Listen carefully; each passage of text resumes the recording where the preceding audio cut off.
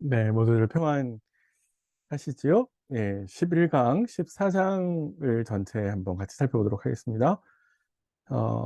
사무엘 세 번째 단락, 사무엘 한 세 번째 단락은 다윗의 범죄, 그리고 그 범죄 이후에 하나님께서 징계하시고, 하나님께서 징계하시지만 다윗 집안, 다윗과 다인 집안에 내린 그 언약을 계속해서 신실하게 지켜나가고 계신다라고 하는 것들을 보여주는데요. 그래서 12장에서는 지난 본문이었죠. 하나님의 징계와 은혜라고 하는 하나님을 징계하시지만 그럼에도 불구하고 솔로몬을 태어나게 하시고 또 암몬과의 전쟁에 승리하게 하셨습니다. 13장 이후에는 또 한 번 다윗 집안에 일어나는 하나님의 징계를 보여주고 그러나 다윗이 그 징계 속에서도 불구하고 다시 왕의 자리로 돌아오는 사건을 보여주는데요. 징계의 지난번에 구체적으로 사건이 이제 암논이 다말을 강간한 거고 그리고 그거를 2년 있다가 압살롬이 이제 아, 보복하죠. 예. 그리고 압살롬이 이제 피신 갔다 돌아오는 장면이 이제 오늘 본문인데요. 15장은 이제 다음 시간에 같이 또 살펴보도록 하겠습니다. 14장의 흐름이 여기에 있다라고 하는 그 흐름의 위치를 좀 같이 살펴보시면 좋겠고요. 14장은 이제 크게 이제 두 가지인데, 요압이 그술 땅에 거하고 있는 압살롬을 데리고 오는 중재를 해서 데려오는 장면이 하나, 14장 1절부터 24절까지입니다. 잘못 썼습니다. 24절까지 하나 있고요. 두 번째는 돌아온 압살롬이 어떤 사람인가라고 하는 것을 외형의 모습과 내면의 모습, 성격, 성품을 통해서 보여줍니다. 그러니까 압살롬은 외모적으로 보면 왕이 되게 충분한 외모를 가지고 있었고, 그리고 내면에도 결단력이 있는, 뭔가 압박을 할 수 있는 그런 사람이었다라고 하는 점을 이 두 개의 문단을 통해서 보여줍니다. 자, 그러니까 14장을 좀 더 구체적으로 같이 한번 살펴보시면 좋겠는데요. 13장에서는 암논의 범죄와 압살롬의 범죄를 보여줬죠. 그리고 그 압살롬의 범죄를 말미암아 압살롬은 도망가야 됐습니다. 그 순례에 가서 3년간 이제 지내게 됐는데 13장 39절 마지막에 다윗의 마음이 압살롬을 향하여 간절했다 이렇게 되어 있습니다. 그러니까 이미 암논은 죽었고, 이미 암논은 죽었으니까 어쩔 수 없고, 하지만 압살롬은 살아있으니까. 근데 이제 떠나 있잖아요. 그 술에. 예, 그런 면에 있어서 굉장히 3년간 아들을 보지 못하는 아버의 마음. 보고 싶지만, 사실 다윗의 마음은 복잡했을 겁니다. 법을 집행해야 되는 왕으로서의, 다윗의 모습이 있기 때문에 쉽게 하지 못했단 말이에요. 네, 그런 장면들을 13장 말미에 이제 그려져 있는데 14장은 그 마음을 잘 알고 있었던 요압이 이 압살롬을 데려오려고 하는 계획을 꾸미고 있습니다. 자, 그래서 압살롬을 예루살렘으로 데려와야 되겠다라고 하는 게 이제 요압의 생각이고, 요압이 이렇게 하는 것이 좋겠다라는 생각을 합니다. 왜냐하면 사실은 왕도 국가적으로 봤을 때 이거 신경을 자기 아들에게 온통 마음이 가 있기 때문에 나라를 다스리는 데 어려움이 있고, 그리고 차기 왕으로 압살롬이 거론되고 있는데, 그러면 압살롬이 차기 왕이 될 사람이 저렇게 바깥에 이방 땅에서 머무르고 있는 게 좋은 일이냐? 그렇지 않다. 그냥 어쩔 수 없이 이제 암논은 죽었으니까, 그리고 그 암논이 다말을 범해서 그렇게 한 거니까, 이제 좋게 좋게 해서 넘어가자라고 하는 게 이제 이 요압의 생각이거든요. 그래서 요압이 데리고 올 생각을 하는데 그 계획을 어떤 식으로 하냐면 다윗의 마음을 녹이는. 사실은 다윗이 결정하면 될 일인데 다윗이 명분을 얻지 못하기 때문에 못하고 있다라는 생각을 했었기 때문에 그 다윗에게 명분을 그리고 다윗 생각을 바꿀 설득하는 작업들을 하는 겁니다.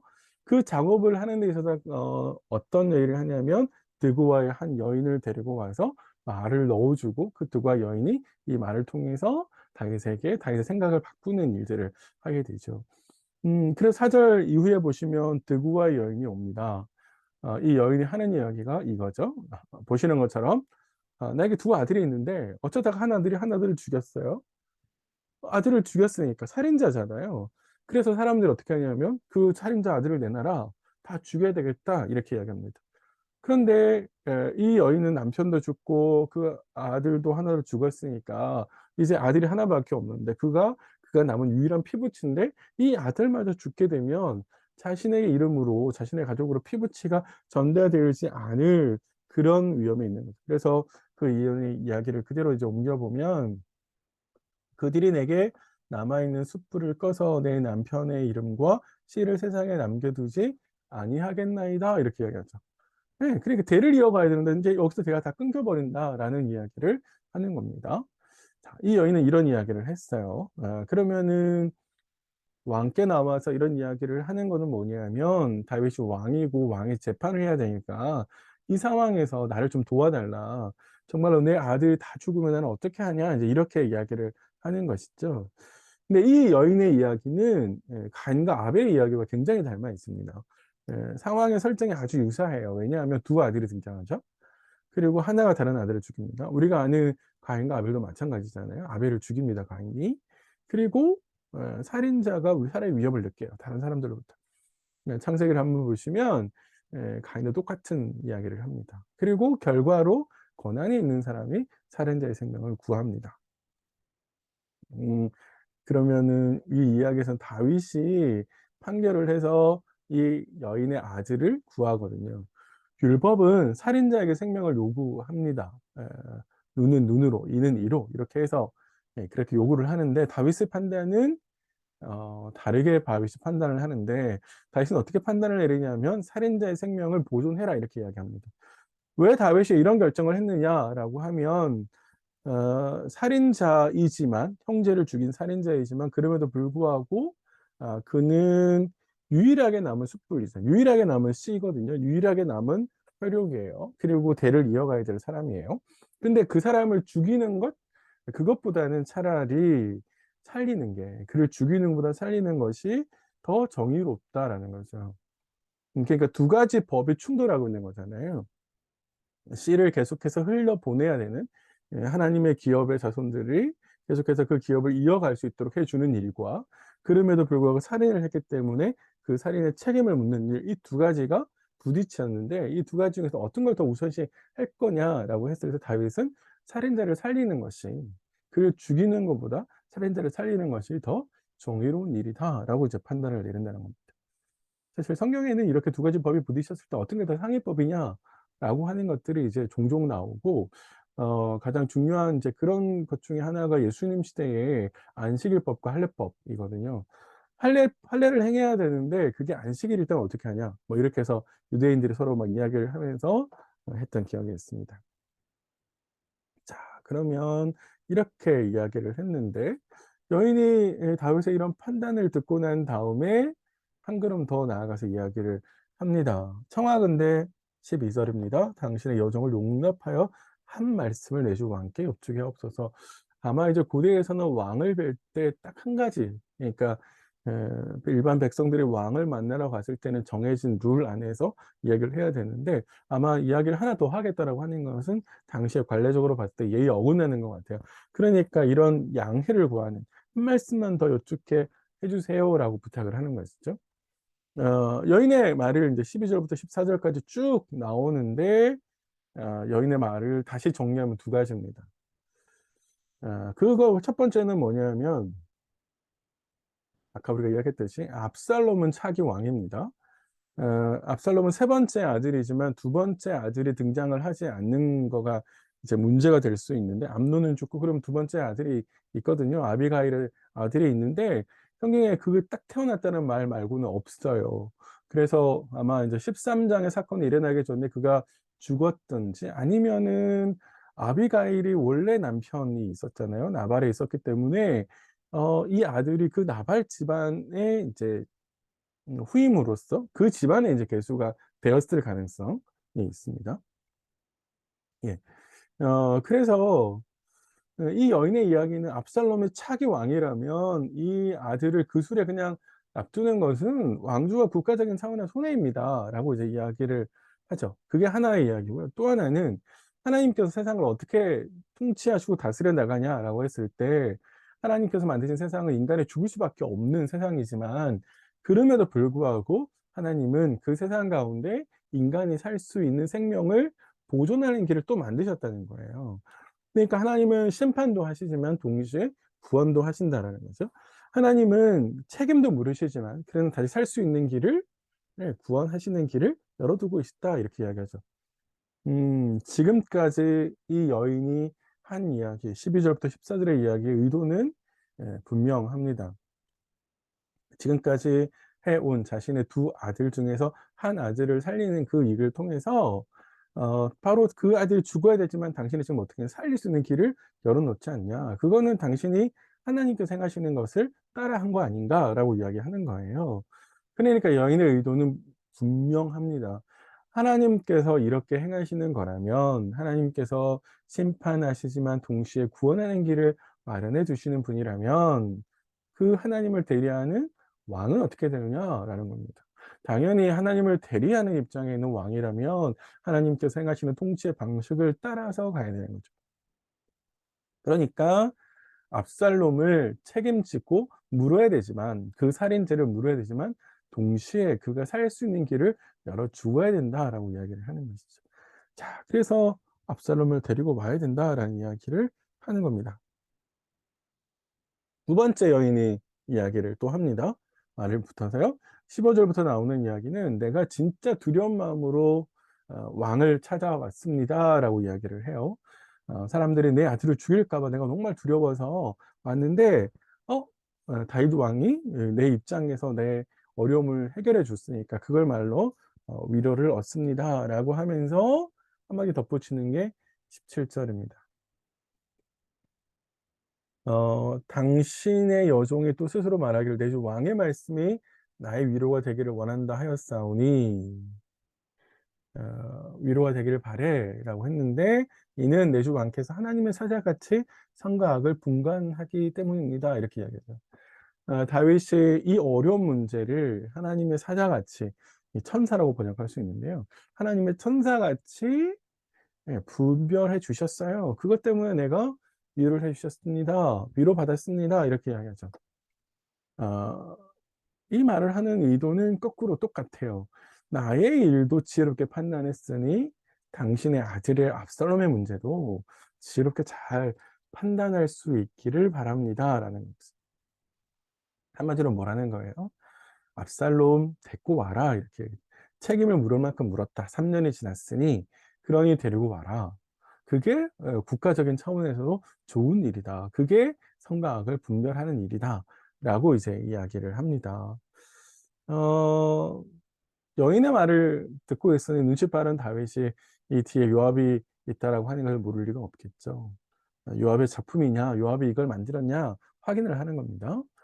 그렇다. 요압이 일의 형편을 바꾸기 위해서 나에게 이런 말을 주었다라고 이제 이야기를 합니다.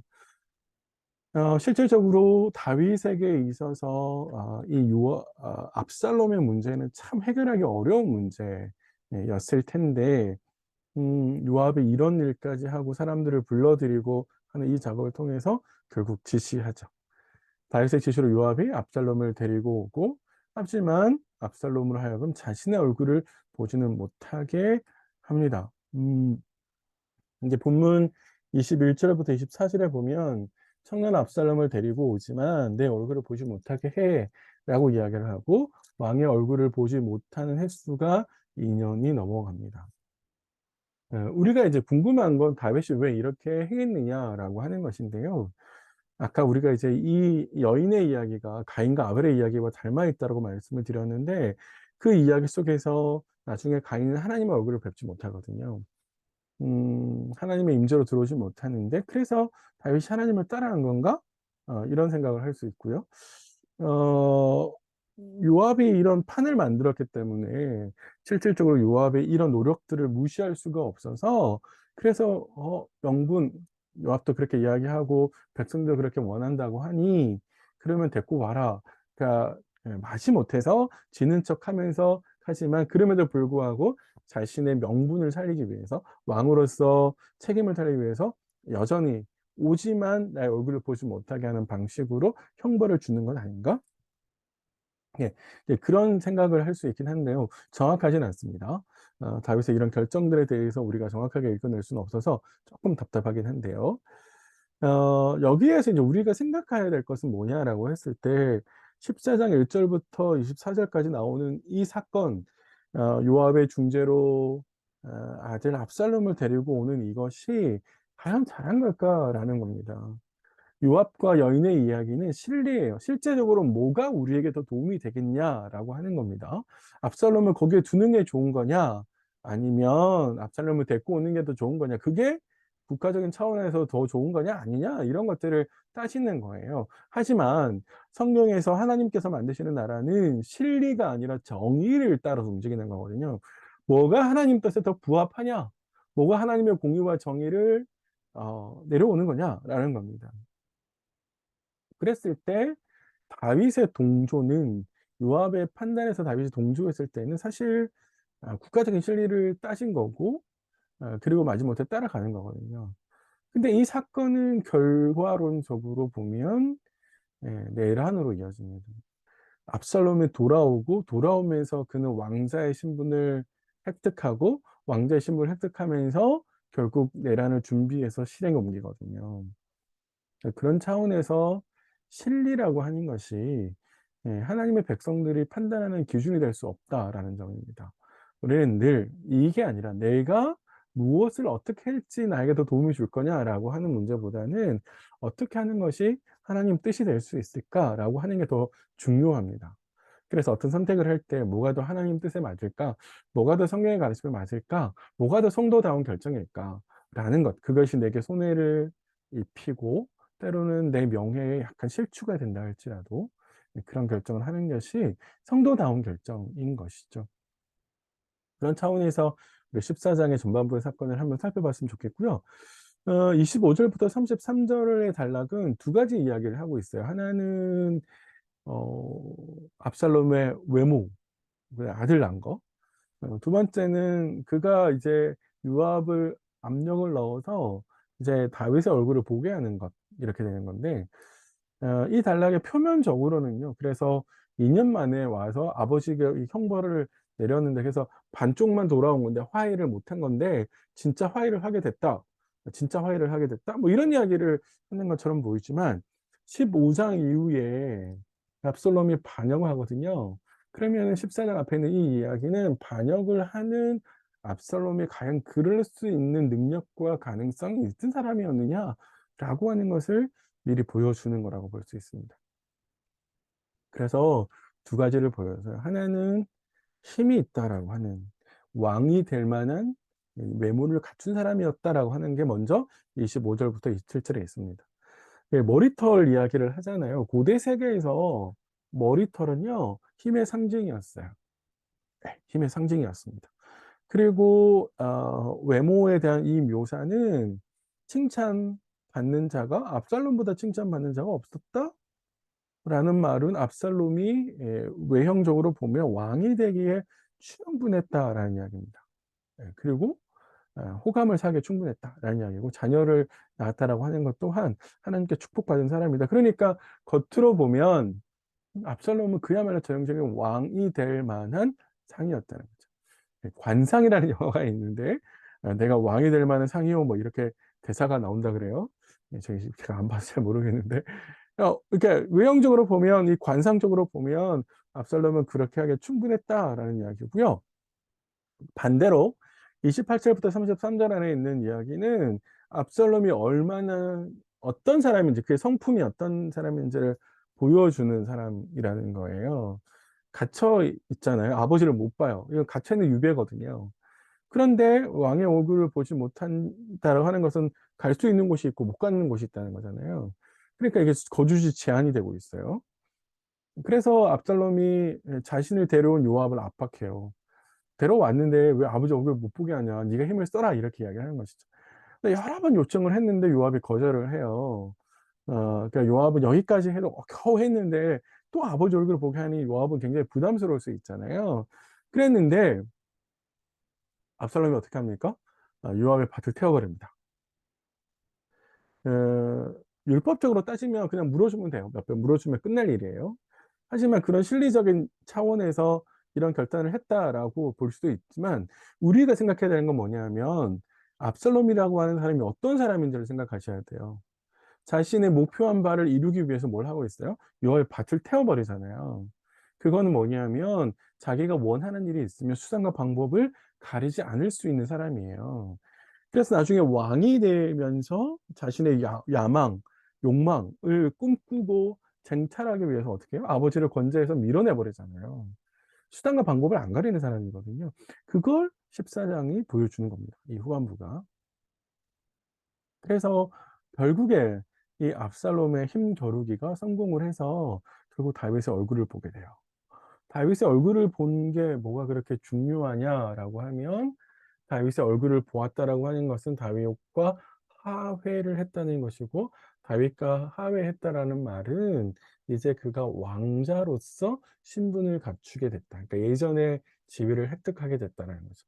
그건 일정하게 자기가 원하는 바를 성취할 수 있다라는 겁니다. 그게 중요한 이유는 15장에 이제 반역을 하고 싶은데 그 반역을 할 수 있는 기반을 다질 수 있다는 점에서 굉장히 중요합니다. 예. 그런 차원에서 이제 이 본문을 보시면 좋겠다라는 생각이 듭니다. 예, 그래서 이런 걸 한번 생각해 봤는데요. 사람들이 결국 압살롬의 외모에 넘어가잖아요. 예. 그리고 나중에 이제 마음을 막 훔치는데, 사람은 외면을 볼 수밖에 없지만, 그러나 하나님은 내면을 보시고, 그래서 욕망이 가득 찬 압살롬을 하나님이 선택하지 않으시거든요. 그러니까 결국에 내란을 성공하지 못했던 이유 중에 하나는 하나님이 반대하셨기 때문에 그렇습니다. 그런 차원에서 우리가 뭘 더 중요하게 생각해야 되나라는 거 한번 생각해 보세요. 하나님 앞에서 내가 내 마음이 하나님을 닮아서 깊이 있는가라는 점에서 한번 생각해 보시면 좋겠다 싶고요. 네, 그래서 말씀을 드렸습니다. 예, 뭐 14장은 그렇게 길지 않은 장이어서 15장부터가 좀 내용이 길어질 건데요. 간단하게 이렇게 살펴봤습니다. 한번 다시 14장을 말씀 묵상하시면서 하나님의 우리를 향하신 뜻이 무엇인지 좀 생각해 보셨으면 좋겠습니다. 수고 많으셨습니다.